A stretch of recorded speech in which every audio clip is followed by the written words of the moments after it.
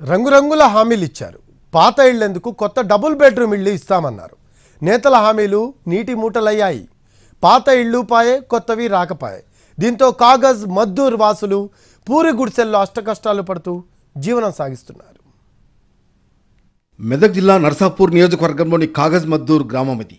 గత 60 ఏళ్లుగా సంచార జాతులకు చెందిన 40 కుటుంబాలు నివసిస్తున్నాయి. గతంలో ఈ కుటుంబాలకు దివంగత ప్రధాని ఇందిరాగాంధీ హయాంలో కాంగ్రెస్ ప్రభుత్వం ఇళ్లు మంజూరు చేసింది. అయితే ఆ ఇళ్లన్నీ శిథిలావస్థకు చేరాయి. అయినా కూడా అదే ఇళ్లలో ఉంటూ బతుకుబండిని లాగేవారు. 8 ఏళ్ల క్రితం నాటి కలెక్టర్ రొనాల్డ్ రోజ్, అప్పటి ఎమ్మెల్యే మదన్ రెడ్డి ఆ ఇళ్లను పరిశీలించారు. ఆ ఇళ్లలో ఉండొద్దని, కొత్త ఇళ్లు నిర్మించిస్తామని ఎమ్మెల్యే కలెక్టర్ హామీ ఇవ్వడంతో వారంతా సంబరపడ్డారు.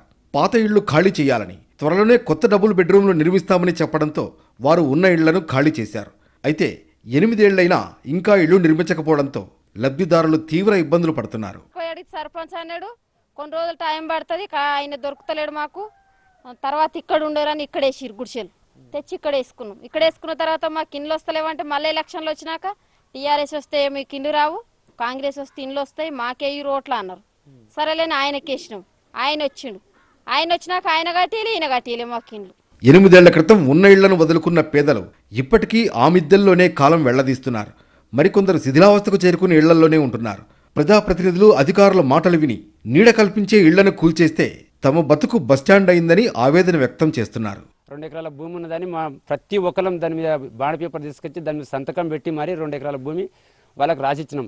ఏదైనా ఇబ్బంది అయితే కూడా మేము ముందుకుండి, ఈ జాకడ ఏమైనా ఇబ్బంది అయితే కూడా మేము ముందుకుండి మేము చెప్తామని కూడా వాళ్ళకి రాసిచ్చినాం. రాసిస్తే తీసుకొని పోయారు. తీసుకొని పోయిన తర్వాత మళ్ళీసారి ఎమ్మెల్యే వచ్చాడు.